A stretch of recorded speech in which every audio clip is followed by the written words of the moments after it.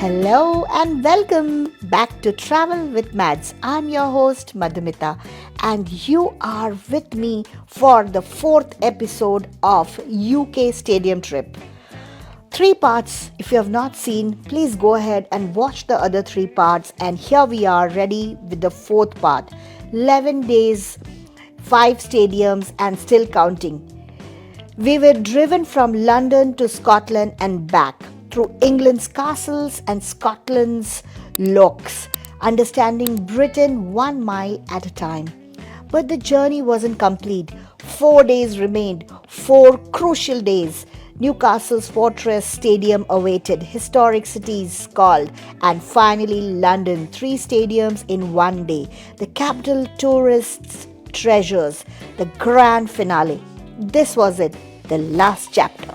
Day 12 began with another border crossing. Scotland became England again. The road led south towards Newcastle, the northeast's proud football city. St. James Park sat on a hill right in Newcastle's city centre, 52,000 seats dominating the skyline. The stadium rose from terrace streets embedded in the neighbourhood. Statues of Jackie Milburn, Sir Bobby Robson and Alan Shearer honoured 3 legends outside. Inside, the stands climbed steep, putting fans practically on top of the pitch. The Toon Army's fortress. 6 stadium complete.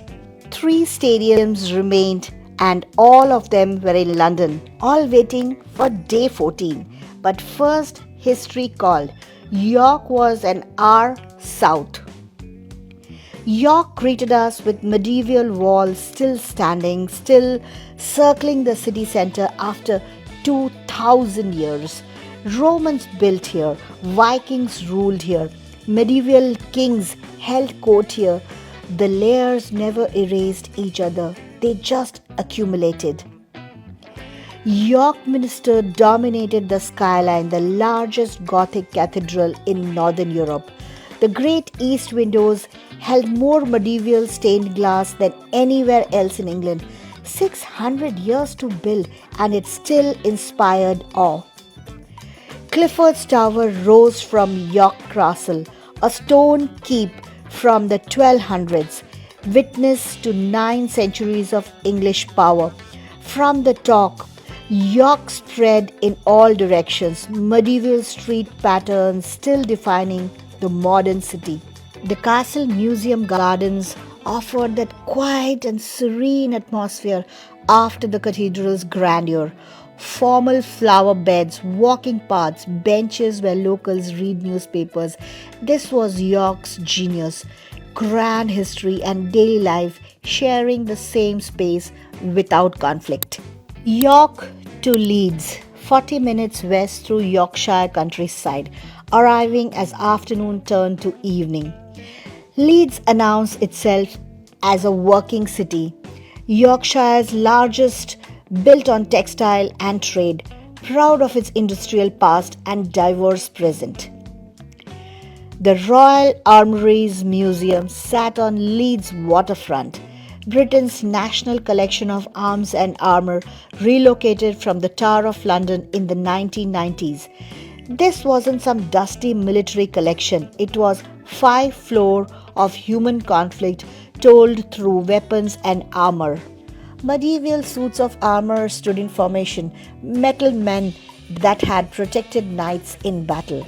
Swords from every era and culture, early guns that changed warfare forever. Samurai armour from Japan next to European plate armour, showing how different cultures solve the same problem. It was indeed an excellent museum to visit once you are in Leeds. Keep some time to catch this museum, where history became physical, real, no longer just dates and battles in books.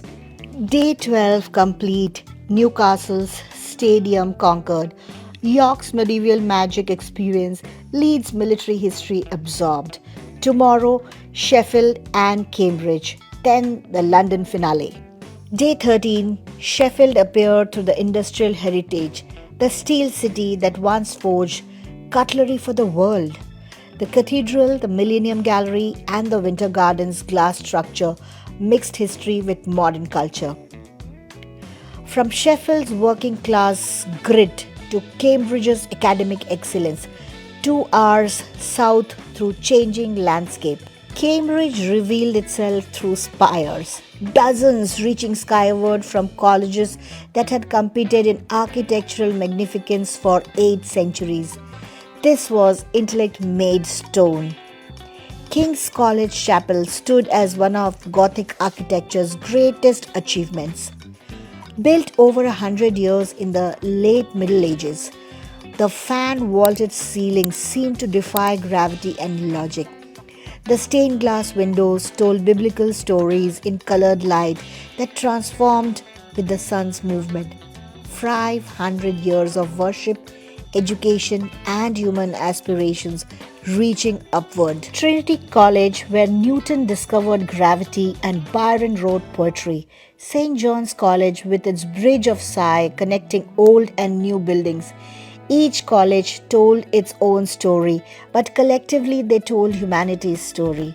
The pursuit of knowledge, the asking of questions, the pushing of boundaries. Walking Cambridge streets, the intellectual weight was palpable.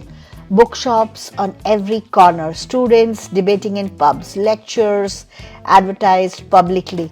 This was a city dedicated to thinking, and after nearly 2 weeks of traveling, that focus felt refreshing. 14 days from Heathrow to here, England, Wales, Scotland, castles and mountains, lakes and cities, football stadiums and ancient stones. The journey had been everything we had hoped for and more. Tomorrow we would explore London properly, the Tower, the Big Ben, museums and all the sights that capital offers. But tonight was about completion, about achieving what we had set out to do. 9 stadium in 15 days. Join me for the next vlog, specifically for London touristy sites. See you and bye-bye from Madhumita for this vlog. Hope to catch you again. If you like this vlog, please subscribe and press the bell icon.